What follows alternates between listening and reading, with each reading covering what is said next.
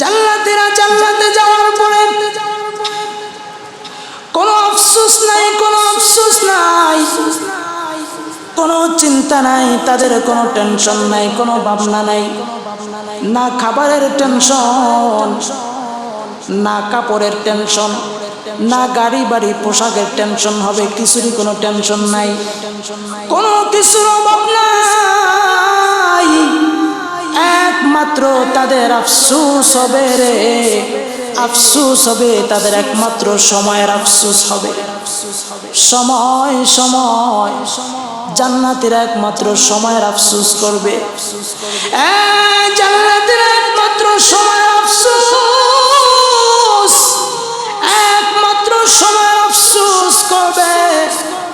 তারা চিন্তা করবে, আরে দুনিয়ার জীবনে ওই যে সময় নষ্ট করেছিলাম, খেলার মাঠে সময় নষ্ট করেছি, বাজারে আড্ডা দিয়া শাসটলের সময় নষ্ট করেছিলাম, কত গুজব কত আলাপ করেছি, কত গীবত শিকায়ত করেছি, কত সময় নষ্ট করেছি, কত রাস্তাঘাটে ঘুরতে গিয়া সময় নষ্ট করলাম রে। আর যেই সময়গুলো আমি নষ্ট করেছি, যেই সময়গুলো আমি নষ্ট করেছি, ওই সময়গুলা নষ্ট না করে যদি আমি ওই সময়গুলাতে বসে বসে একবার করে পড়তাম সুবহানাল্লাহ ওয়ালহামদুলিল্লাহ, সুবহানাল্লাহ ওয়ালহামদুলিল্লাহ, লা ইলাহা ইল্লাল্লাহ। সময় কত দাম, সময়ের কত দাম রে। জান্নাতীরা জান্নাতে যাওয়ার পরে তাদের কোনো আফসোস থাকবে না, কোনো কষ্ট থাকবে না, কোনো আফসোস থাকবে না, শুধু সময়ের আফসোস করবে।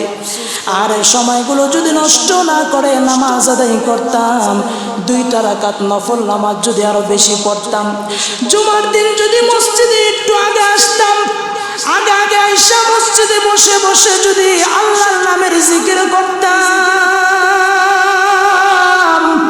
মসজিদের ভিতরে বসে বসে যদি মালিকের ডাকতাম, কোরআনের কথাগুলো যদি শুনতাম রে, হাদিসের কথাগুলো যদি শুনতাম, 2 রাকাত নামাজ যদি পড়তাম, আজকে জান্নাতের মধ্যে আমার মর্যাদা আরো বেশি হয়ে যাইত।